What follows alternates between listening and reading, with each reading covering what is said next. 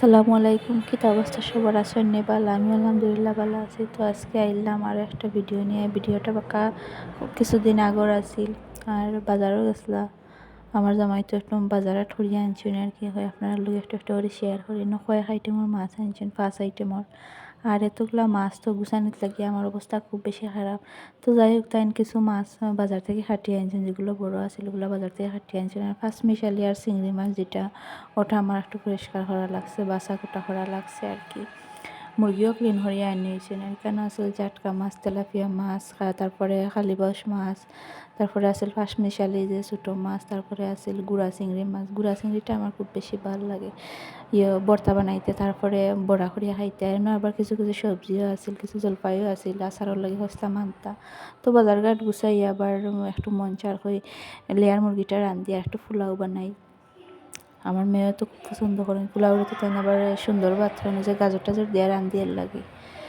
তো প্রতিদিনের মতো আজকেও কইরা আমার ভিডিওটা যদি ভালো লাগে একটা লাইক দিবা, কমেন্ট করবা, আমার পেজটা ফলো করবা। আর যারা ইউটিউব থেকে দেখা এরা তো আমার চ্যানেলটা সাবস্ক্রাইব করবা, লাইক করবা, তারপর কমেন্ট করবা, গঠনমূলক বালা কমেন্ট করবা।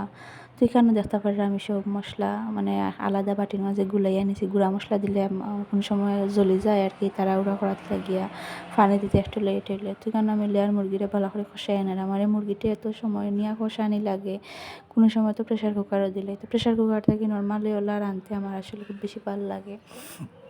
তো দেখতে পাররা আমার মোটামুটি কষানি শেষ। এটা একটু আমি জুল জুল করিয়া রান্না, কারণ এই মুরগিটা জুল আমার কাছে খাইতে খুব বেশি ভালো লাগে। এই মুরগির জুল আমরা ঘরে সবই পছন্দ করেন, একটু জুল জুল করিয়া মাখাইয়া খাইতে আর কি। তো বারবার কষাইয়া নিয়া তারপরে এখানে আমার তরকারি রান্ধা হয়ে গেছে। আর রান্দা শেষ করি আবার রান্দার ফাঁকে দিয়েও কত কাম যে করি, রান্দা বইয়ে তুইয়া আরও গরজর পরিষ্কার করা, বাচ্চাদের গোসল করা আনি, তারপর তারা কাপড় চোপড় পাল্টাইয়া দেওয়া। আর এখানে আমি বইয়া ফাঁকে দিয়া মাখা সালাদ বানাইছি। আমার ওই চাক্কা সালাদটা তেমন একটা ভাল লাগে না। চাক্কা সালাদের মাঝে বলতে যে গুল গুল করিয়া কাটুন, তো আমি শশা খাইতে পারি আর কিছু খাইতে পারি না। এলা মাখাইলে আমি সব কিছু একখানে মাখাইলে আমার খুব বেশি ভালো লাগে। খালি সালাদ দিয়ে মনে করেন আমি 1 প্লেট ভাত খাইতে পারি। আর এখানে তো সুন্দর ভাত রান্ধিলে এরম আজকে একটু মানে স্পেশাল করে রান্নাম। তো দেখতে পারে আমি খুব সুন্দর করিয়া মানে ভাজা করছি।